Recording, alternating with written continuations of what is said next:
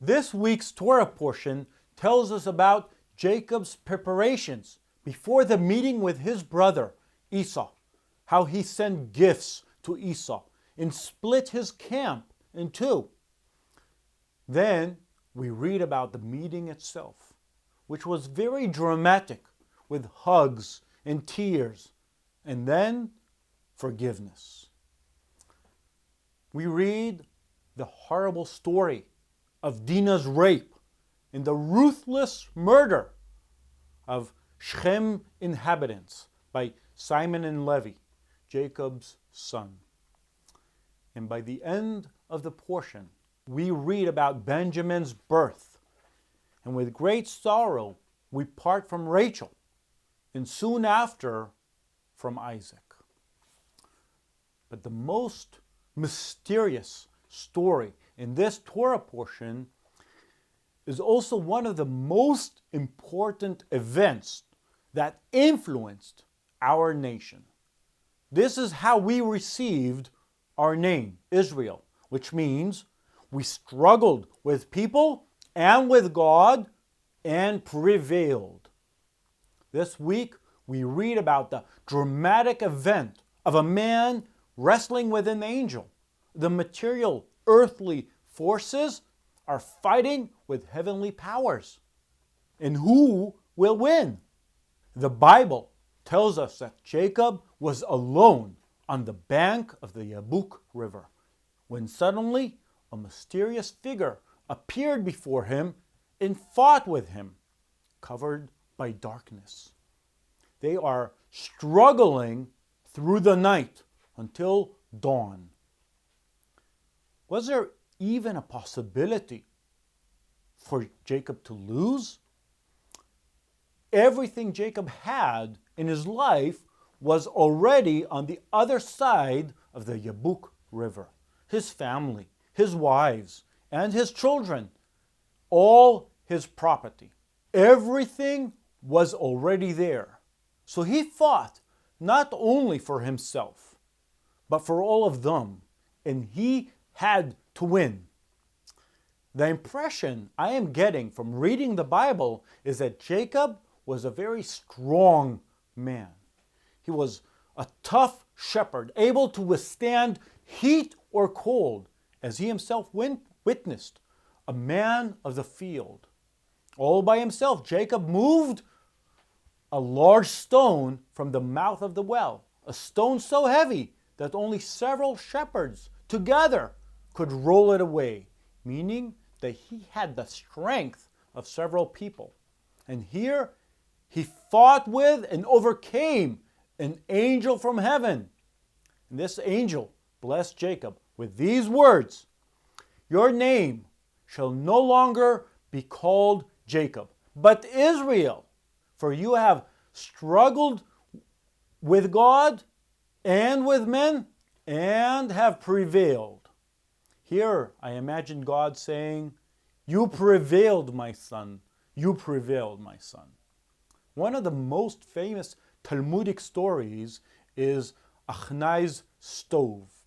In this story, several Jewish sages are sitting and debating the rules of purification.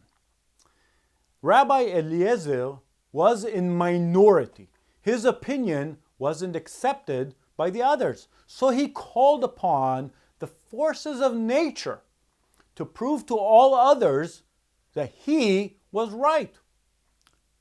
Nevertheless, they didn't agree with Rabbi Eliezer. So then Rabbi Eliezer returned and said to them, "If the halacha, the ruling, is with me, the heavens will prove it to you." Then a voice from heaven came and asked them, "Why don't you agree with Rabbi Eliezer, which the rules of halacha are with him?" Then got up Rabbi Yeshua and said, "It is not in heaven, since the Torah was already given to us on Mount Sinai. And we do not need the voice from heaven to hear its ruling." What did God do then? he smiled and said, "My children have prevailed. They overcame me." Now is the time to say that the Torah is eternal, and it remains relevant all throughout the years because God entrusted into it a human element. Within it is a combination of change and permanent. The Torah is not in heaven, but it is here on earth. It is given to human beings, and God gave His authority to people. In the New Testament, Yeshua taught us about the authority given to people. When He said to Kepha, "I will give you the keys of the kingdom of heaven. Whatever you bind on earth will be bound in heaven, and whatever you loose on earth will be loosed in heaven." I think that this authority is given to anyone with responsibility, even to every head of the family, and more so to the people who hold greater responsibilities and higher positions, to congregational and church leaders, and so on. The more people you are able to influence, the heavier the responsibility on your shoulders. From the Bible and the New Testament, we are familiar with the term heads of hundreds and heads of thousands. It is written in the military context, but it is clear that this principle applies to different areas of responsibility. People are usually sure that it is fun to be in charge, to be the one who decides, who holds all the power. And we tend to forget about the weight of responsibility that rests on the leader's shoulders and leaves him sleepless at night. Most of the leaders and directors work longer hours. They are the ones that are usually take work home back with them. In the army, the commander of a combat unit sleeps less than his soldiers because he had to care for those under his command to make sure that they lack nothing. He has to prepare the next day of training, to learn maps and trails, to go through the combat regulations, and so on. Commanders are doing all this when their soldiers are already asleep. When we receive more authority, our responsibility doubles and multiplies as well. Our accountability to God grows. It is written in the New Testament, "Not many of you should become teachers, my fellow believers, because you know that we who teach will be judged more strictly." It is important to have good and godly leaders. Our Torah portion points to the great strength of Jacob, but also to his great fear when he was told that Esau is coming towards him with 400 men. Jacob is reacting to this news in fear. In great fear and distress, Jacob divided the people who were with him into two groups, and the flocks and the herds and the camels as well. He is praying to God, asking, "Save me, I pray, from the hands of my brother Esau, for I am afraid he will come and attack me, and also the mothers with their children." Fear is often based on our imagination. We imagine the most painful and destructive results possible. It is not always rational, but it is a very tangible feeling. My daughter loves to take walks with me and our dog. In one of the parks that we go, there is a low stone wall that runs for about 60 feet long. It is more than a foot wide, and my little daughter loves to run back and forth along it. If we would make it a bit wider, 2, 3, 4 feet, I'm sure most of the people would enjoy to freely walk upon this wide and low wall. However, if we would lift it 100 feet above the ground or 200 feet high, who would dare to walk on such a bridge without any rail? The fear would paralyze us. We have no problem with a low wall, but a tall bridge without a rail? It's not for me. It's not for my children.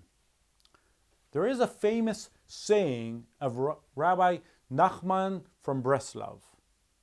The whole world is like a narrow bridge, and the important thing is not to fear. It's a famous song in Israel, and I think it is based on Yeshua's teachings. Enter through the narrow gate, for wide is the gate, and broad is the road that leads to destruction, and many enter through it. But small is the gate, and narrow is the road that leads to life, and only a few find it. As believers, we see our life as a journey on a narrow bridge, and in addition to its destination, in the meanwhile, it lifts us up above obstacles and stumbling blocks. It is also very important. It saves a struggle with the abyss or with a flood. It leads us up to safety, beyond great waters, above an abyss, above dangers. Our life of faith, beyond its heavenly destination, it leads us through a life of blessing here and now. But we must not fear. We need to know that we have the power to overcome and to succeed. Our faith in Yeshua gives us power and confidence to walk without fear. Now, back to Jacob and Esau. Is it even reasonable that after such a long time, Esau is still angry with Jacob? As 20 years have passed.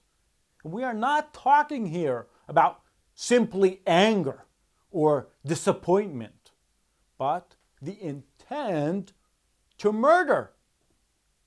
Jacob is splitting his camp so that at least half could survive. Here, we need to understand the special bond between Isaac and Esau. They loved each other.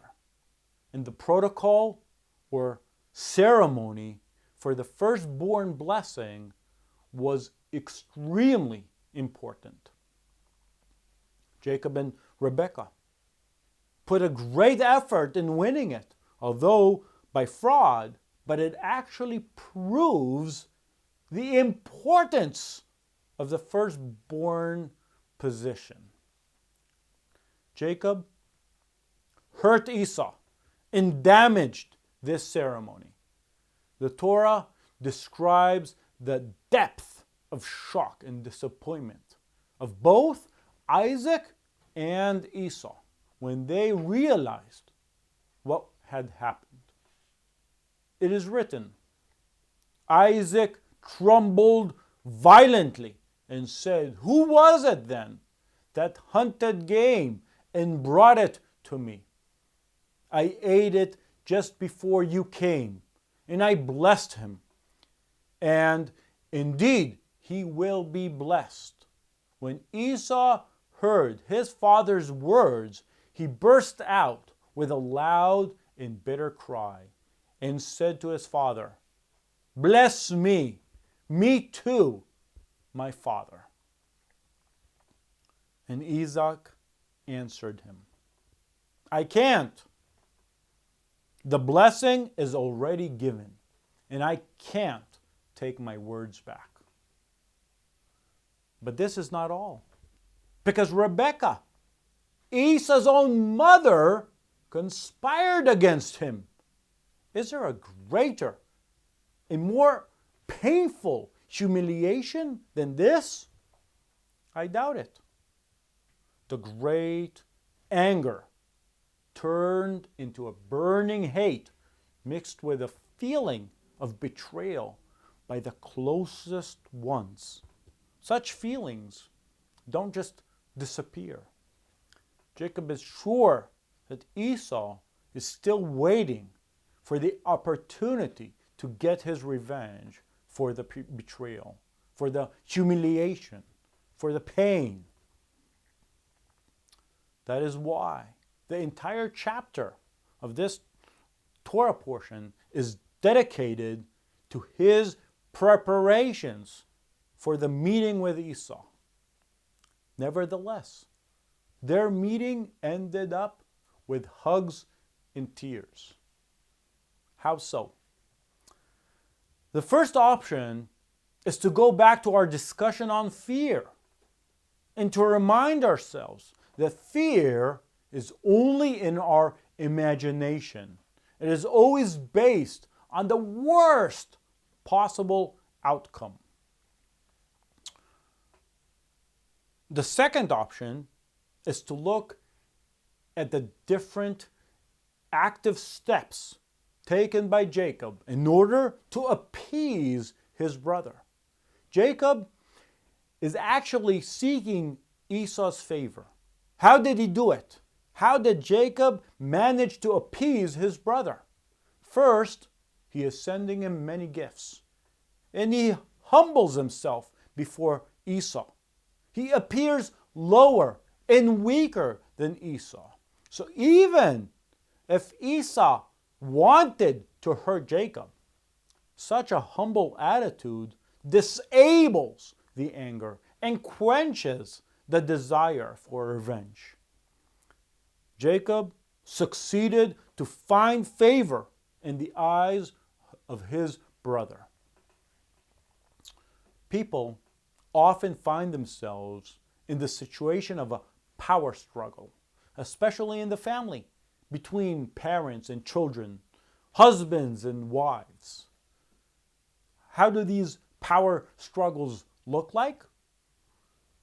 We don't answer a question or wait to be asked the second or third time. We cause him or her to become defensive. We attack. Why did you? Why didn't you buy this or that? Or why were you late? Now, this comes out naturally. Such questions are not the result of bad intentions. They are simply part of our nature. It is only natural for us to compare our kids to the children of our friends who help, who do their homework, who clean their rooms, or to compare our spouses to others who fix, who clean, who help. And why can't you be more like him? When we get to this point, maybe one side of the argument loses more, but both partners are at loss. The solution is not to argue, but to appease. How can we do it? We make the other person feel important, feel in the center of our attention, feel that he or she is being heard. All people like attention, and we love those who give it to us. We love those who make us feel strong and important, who let us talk about ourselves. Jacob makes Esau feel important and strong. If it's so important to find favor in the eyes of other people, how much more so to find favor in the eyes of God? How do we do that? We give him the central place in our lives. We keep ourselves pure and holy, as we are commanded throughout the Bible. We live a modest life in accordance with the Word of God. The Word of God from Genesis to Revelation through Yeshua the Messiah. This is our roadmap to how to find favor in the eyes of God. Shabbat Shalom.